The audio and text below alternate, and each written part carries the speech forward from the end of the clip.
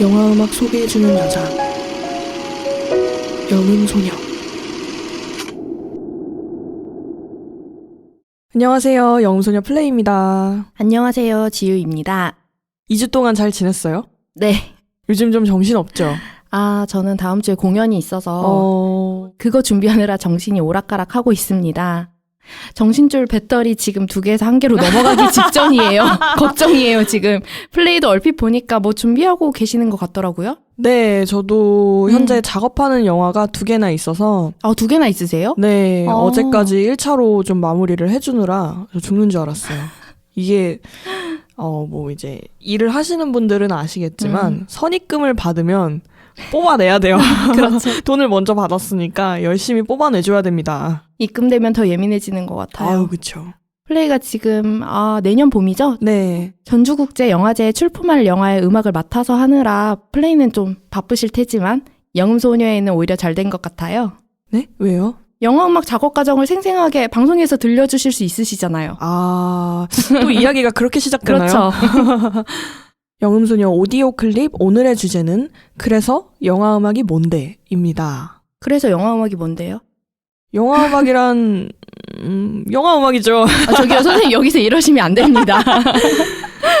네, 우선 영화는 음악뿐만 아니라 미술이나 스토리, 우리가 흔히 시나리오라고 하죠. 네. 그 모든 것들이 들어있는 종합예술이잖아요. 그래서 영화에서 음악은 영화라는 종합예술 안에 들어가는 부속물이기 때문에 사실 영화음악이라는 장르는 없다라는 게 맞습니다. 네. 우리가 보통 음악 장르 뭐 좋아해? 라고 물어보면 간혹 영화음악 좋아해 라고 대답하시는 분들이 있어요. 네네, 있어요. 네, 근데 그게 말이 안 되는 얘기거든요. 영화음악이라는 게 무수히 많은 장르들이 있을 수가 있으니까요. 그렇죠.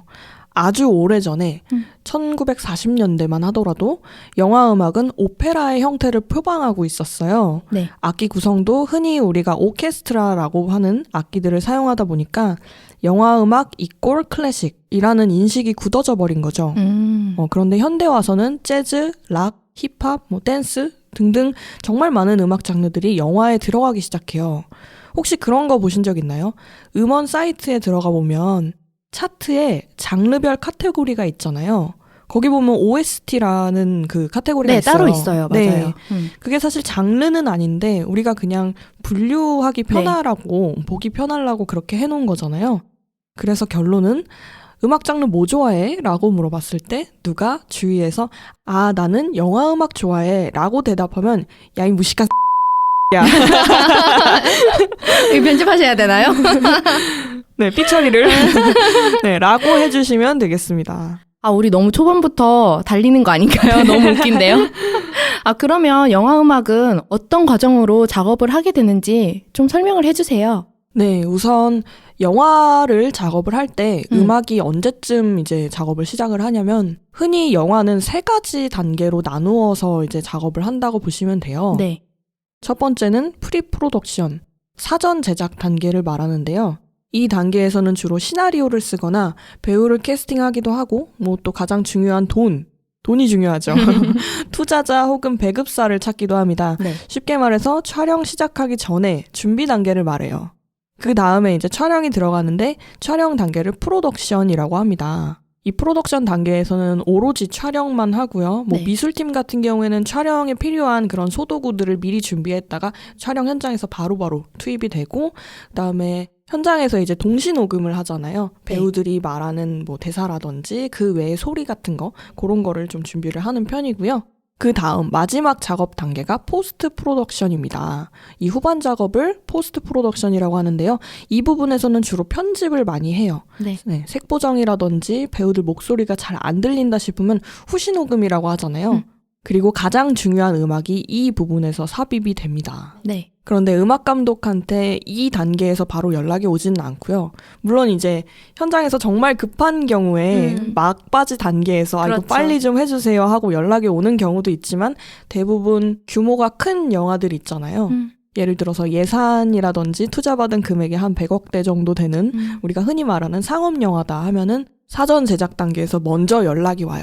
내정을 하고 있는 경우도 있고 또 감독이나 뭐 제작사 측에서 좋아하는 음악 감독들이 따로 있어요. 외국 같은 경우에는 그렇죠. 한스 짐머라든지 뭐 존 파트너가 윌리엄스. 있잖아요. 네. 그래서 연락이 오면은 먼저 시나리오를 받습니다. 우리 전에 발행했던 팟캐스트에서도 얘기했지만 어거스트 러쉬 작업할 때 네.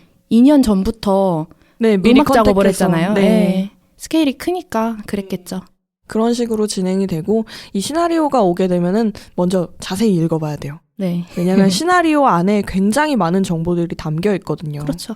가편집본의 영상을 보는 것보다 시나리오 안에 인물들의 갈등이라든지 뭐 구도 아니면 숨겨진 이야기라든지 감독이 연출한 바 그런 짜잘한 정보들이 굉장히 많이 들어있기 때문에 그거를 읽어보고 아 대충 음악이 이런 식으로 흘러가겠구나라는 걸 구상하는 게 되게 중요합니다. 아, 그러고 보니 영화음악 감독이 단순히 음악뿐만이 아니라 대본에서 그런 섬세한 부분들을 캐치해내는 능력을 갖고 있어야 하는 것 같아요. 그렇죠. 사실 작가는 아니잖아요. 네. 음악을 작업하시는 분들인데 그런 상황이라든지 요소 하나하나를 신경 써서 표현하고 큰 그림을 그려야 한다는 게 쉽지 않을 것 같아요.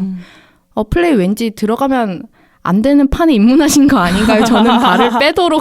아니 지금 혼자만 발 빼겠다고 지금. 저는 옆에서 응원을 하겠습니다. 네, 말씀하신 부분에 참 공감도 되는데요. 저는 다른 작곡가들과, 그러니까 일반 대중음악 작곡가들과 영화음악 혹은 이렇게 매체음악이라고 하잖아요. 이런 작곡가들의 가장 큰 차이점이 바로 이거라고 생각을 합니다. 네. 그냥 곡을 쓰는 게 아니라 영상 혹은 영화라는 주제가 미리 정해져 있잖아요. 네네. 거기에 맞게 곡을 써야 되기 때문에 그 점이 가장 큰 차이점이 아닌가 싶고요. 어떻게 보면 영화음악 작곡가들은 저는 이야기를 하는 사람이다라고 표현하고 싶어요. 맞는 것 같아요. 그래서 플레이가 알라딘, 이거 특정 브랜드요? 특정 브랜드를 말해도 되는 건가요? 잘 모르겠는데. 이전에 우리가 알땡땡이라고 얘기해야 되나요? 네, 뭐 네이버에서 좋아할지 모르겠네요. 그런 서점에서 플레이가 유독 그렇게 도서를 엄청나게 구매하시는 이유가 또 그중 하나인 것 같아요. 보면은. 그렇죠. 네, 저뿐만 아니라 우리나라에서 이제 유명하신 음악 감독님들도 항상 그렇게 얘기해요. 뭐 영화 음악을 입문이나 뭐 이렇게 공부하려는 학생들한테 추천하고 싶은 게 있느냐 하고 물어보면 항상 똑같이 하는 이유가 그거더라고요. 책을 많이 읽어라. 네. 왜냐하면 책을 통해서 우리가 지식을 습득하는 것도 굉장히 많지만 가장 중요한 거는 이 인물이 뭐구나, 스토리가 어떻게 흘러가구나 하는 상황을 우리가 머릿속에서 분석해서 캐치하게 되잖아요. 네네네. 그 능력을 키워내다 보면 아무래도 음악을 작업을 하고 영화를 작업을 하는데 조금 더 도움이 되니까 네. 네, 그래서 시나리오를 열심히 읽어보는 과정이 굉장히 중요하고요. 그 다음에는 이제 미팅을 합니다. 돈 얘기를 해야죠, 우리. 뭐니 해도 머니가 가장 중요해요. 이제 제작사 측이랑 영화음악 감독이랑 계약을 하고요. 전체적인 일정이라든지 데드라인을 언제까지 마무리해 주시라. 개봉 일정은 어떻게 된다. 이런 이야기도 하는 편입니다. 그렇게 미팅이 끝나고 나면 이제 곡을 쓰나요? 네, 이제 곡을 완벽하게 다 쓰지는 않고요. 네. 전반적인 스케치라고 하잖아요, 네네네. 우리가. 그렇게 해서 한 번 더 미팅을 해요. 네, 그 미팅을 스파팅이라고 하는데요. 네. 영화 감독이랑 음악 감독이랑 만나서 이 부분에서 음악이 들어갔으면 좋겠다. 어떻게 흘러갔으면 좋겠다. 분위기는 어떻게 해달라 하는 전체적인 스파팅을 하는데 인아웃 지점도 맞추고. 네. 그럼 그 과정에서 스케치한 거를 이렇게 감독님 앞에 보여줄 수 있는 거죠? 네, 대충 작업을 해서 영화 감독이랑 음악 감독이랑 전체적인 방향을 조율을 해놓고요. 네. 그 스파팅 작업이 끝나면 대략 이제 어느 정도 정해졌다고 보시면 돼요. 네. 방향이라든지 이렇게 흘러가는구나.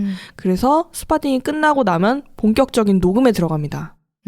이 레코딩을 스파팅 뒷단계에서 하는 가장 큰 이유가 바로 그거래요. 레코딩을 먼저 해놓고 나서 그러니까 돈이 다 지불을 그렇죠. 하는 거잖아요. 네. 세션들한테. 돈 다 내고 다 이렇게 녹음해놔서 야 이렇게 했어 들어와 하고 딱 줬는데 감독이 야 이거 아닌데 EISX 막 이러면서 아니 나는 그게 안 돼요. 아니었어. 약간 네. 이런. 네. 실제로 그런 경우가 있어요. 컨펌을 어느 정도 해놓고 나서 녹음까지 다 끝나고 났는데 막판에 영화 감독이 마음이 바뀌어서 이거 음악 편곡 다시 해줄 수 있나? 정말 많아요. 이런 마음이 경우가. 바뀌어서 그럴 수 있겠다. 네. 정말요. 네. 이제 감독이 의도한 바를 우리가 캐치해내서 하는 게 가장 중요하잖아요. 감독의 의견을 맞춰주고 조율을 하는 그 커뮤니케이션이 굉장히 중요한데 그래서 막판에 그렇게 엎어지는 경우를 최소화하기 위해서 스파팅이 끝나고 그 다음에 녹음을 진행하게 됩니다. 그럼 녹음까지 다 끝낸 뒤 일반 음악처럼 믹싱과 마스터링을 하고 나면 정말로 이제 끝인가요? 네, 끝입니다. 믹스 마스터까지 하고 곡을 넘겨주고 나면 음악 감독으로서의 일은 거의 끝이 나고요. 네. 이후에 영화가 개봉을 하면서 제작사에서 OST 앨범 발매를 위한 준비를 한다든지 네. 아니면 뭐 거기에 맞는 커버 이미지를 만든다든지 홍보를 한다든지 이런 과정들이 이루어집니다. 영화 한 편을 위한 제작 과정이 짧지가 않네요. 그렇죠. 음악 감독은 음악을 제작할 때 많게는 보통 40에서 50곡 정도 작업을 한다고 들었는데 이 네. 많은 곡들이 주제가 다 다르잖아요. 그렇죠. 우리가 흔히 말하는 메인 테마를 제외하고도 많은 곡이 있는데 너무 많아서 구분이 잘 안 갈 때가 있어요. 자, 그러면 우리 쉽게 설명을 해드리도록 하겠습니다. 해주세요. 먼저 메인 테마는 말 그대로 영화의 메인이 되는 곡이잖아요. 네. 가장 유명하기도 하고 또 영화를 보고 나서 제일 기억에 오래 남는 곡이기도 해요. 예를 들면 캐리비안의 해적의 메인 테마 같은 거요? 그쵸. 여기서 또 한스 짐머 얘기가 나오나요? 안 나올 수가 없죠. 네, 맞습니다. 우리가 보통 해리포터 메인 테마 혹은 뭐 신세계 메인 테마 이런 식으로 얘기를 많이 하잖아요. 이 메인 테마에는 2가지 정도의 특징이 더 있습니다. 뭔가요? 영화의 메인 곡이라고 해서 시도 때도 없이 러닝타임 내내 주구장창 나오진 않잖아요. 네. 예를 들어서 우리 잘 아는 마블 테마 있죠? 이 마블 테마가 영화에서 언제 나오죠? 히어로들이 나올 때 나오죠. 그렇죠. 네. 히어로들이 한 자리에 쫙 있을 때 카메라를 이렇게 쫙 비춰주면서 그때 빰 하고 나오잖아요. 그렇죠. 그리고 계속 똑같은 버전으로 나오지도 않아요. 그 메인 테마의 멜로디를 약간씩 변주하거나 네, 맞아요. 편곡을 해서 영화 곳곳에서 막 떡밥처럼 이렇게 흘리잖아요. 통일성을 느껴지게 하는 거죠. 템포가 빨라지거나 느려지는 것 같이 그런 변화도 하고 악기 세션도 좀 더 풍성하게 하거나 심플해지고 그런 많은 변주가 있는 것 같아요. 네. 그러면 40곡 중에 메인 테마는 한 곡인데 그 외의 곡들은 서브곡인가요? 맞습니다. 우리가 영화를 볼 때 사실 음악이 잘 들리진 않죠. 그렇죠. 네. 그게 불가창성이라고 하잖아요. 방금 전에 얘기했던 메인 테마처럼 귀에 쏙쏙 박히는 곡들이 있는가 하면 음악이 있었는지 없었는지 모를 정도로 그냥 흘러가는 곡들이 있어요. 네네. 그런데 사실 음악이 없진 않거든요. 그렇죠. 영화의 전체적인 스토리를 이해하기 위해서 긴장감을 조성한다든지 계속 음악은 구렁이 담 넘어가듯 깔리고 있어요. 네. 그런 음악들을 서브 테마 혹은 언더스코어라고 부릅니다. 그럼 보통 곡 리스트들을 보면 메인 테마 말고도 일반 곡에 러브 테마라고 적힌 곡들이 좀 있더라고요. 네. 단순히 러브씬에서 나오는 음악은 아닌 것 같아요. 그렇죠. 이 러브 테마 정말 중요합니다. 우리가 이름이 러브라고 하면은 보통 네. 사랑을 생각하잖아요. 그래서 제가 예전에 러브 테마 얘기를 하는데 제 친구가 영화 음악에 대해서 전혀 모르는 친구가 이런 얘기를 하더라고요. 야, 그 배드심에서 나오는 음악이냐? 그렇게 생각할 수도 있겠네요. 그렇죠. 네. 보통 이제 키스씬, 뭐 러브씬이라고 예상을 할 수 있는데 이 러브 테마는 남녀 관계에서만 나오는 얘기는 아니에요. 네. 뭐 연인 사이에서만 나오는 게 아니라 동물과 인간 사이나 형제, 자매 같은 가족 사이에서도 나올 수 있고 왕과 신하 사이, 우리가 군신 관계라고 얘기를 하죠. 네. 그런 사이에서도 나올 수 있어요. 군신 관계를 얘기하니까 우리나라 영화 중에 광해가 떠오르네요. 혹시 그 장면 기억나세요? 이 광해와 신하들이 조회를 하는 장면이 있잖아요. 네네. 이제 네. 이 조회를 하다가 청해 군사를 몇만을 보내야 된다 하고 신하들이 계속 주장하는 장면이 있는데 그 부분에서 이병헌이 이런 대사를 합니다. 나는 내 나라, 내 백성이 몇 갑절은 더 소중하오. 여기서 지금 어필하시면 안 됩니다. 나 연기도 할 수 있다 이러면 안 돼요. 그 장면. 네. 광해 캐릭터의 내면의 모습 그리고 인간적인 모습이라고 해야 되나요? 그런 모습을 잘 표현했던 곡이었던 것 같아요. 네. 그래서 러브 테마를 한마디로 정의하자면 가장 인간적이고 따뜻한 면모를 보여주어야 할 때, 그럴 때 나오는 곡이라고 보시면 돼요. 그러면 영화 로키의 트레이닝 장면에서 나오던 그 유명한 곡은 메인 테마인 건가요? 빠밤빰 네, 이거요? 그거요. 네. 네. 그 곡이 원래 메인 테마는 아닙니다. 그런데 아까 언니가 얘기했던 것처럼 영화 로키 하면은 제가 벌써 빠밤빰 했잖아요. 네. 그것처럼 굉장히 유명해진 곡이긴 한데 영화 안에서 독립된 하나의 시퀀스를 우리가 몽타주라고 부르잖아요. 영화 네. 용어로. 음악도 마찬가지예요. 이 몽타주 씬은 대사 하나 없이 그 장면과 음악만 봐도 아, 이게 지금 무슨 상황이구나 하고 관객들이 유추할 수가 있는 거죠. 네네. 그래서 보통 몽타주 씬에서는 음악이 처음부터 끝까지 끊기지 않고 계속 나와요. 약간 로드무비에서도 많이 나오고요. 네. 아까 그렇게 로키 트레이닝 씬에서도 나오고 우리가 정말 많이 사랑하는 애니메이션이죠. 슈렉에서도 이런 몽타주 씬이 많이 나옵니다. 네. 쉽게 생각해서 뮤직비디오와 같은 기능을 하고 있다고 보시면 돼요. 아, 그러면 메인 테마부터 언더스코어, 러브 테마, 몽타주까지 이런 다양한 영화 음악의 종류를 들어봤는데 혹시 가사가 있는 노래곡도 있지 않나요? 그렇죠. 네, 유명한 거 이선희 씨가 부른 왕의 남자요? 네, 왕의 남자 인연. OST. 네. 이 말씀하신 것처럼 왕의 남자 OST 인연이라든지 혹은 007 스카이폴 같은 음악들 있잖아요. 네. 그런 곡들을 송타이틀이라고 부릅니다. 네. 영화에 삽입이 되는 경우도 있고 혹은 영화에 한 번도 나오지 않는 송타이틀도 있어요.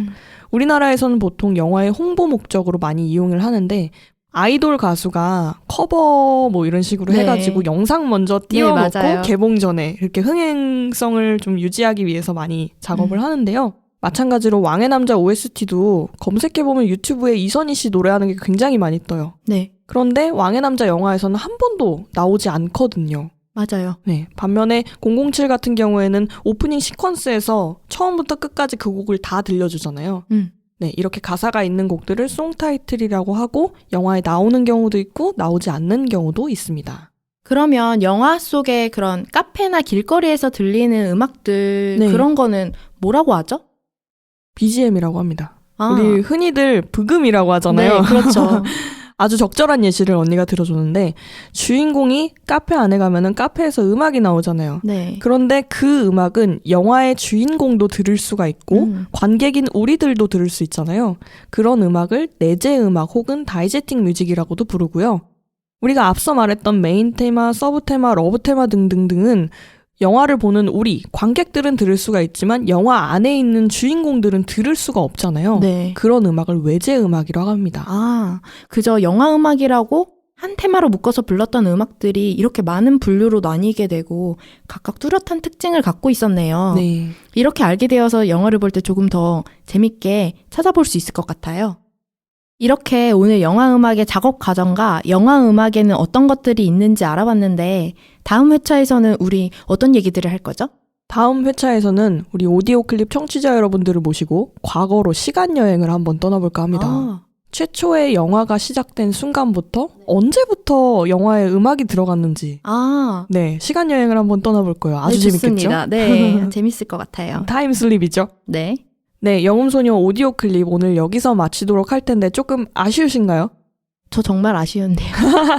네, 청취자 여러분들, 저희가 얘기하는 게 약간 짧아서 아쉽다고 느끼실 분들이 분명히 계실 텐데요. 저희가 길게 얘기를 할 수가 없어요.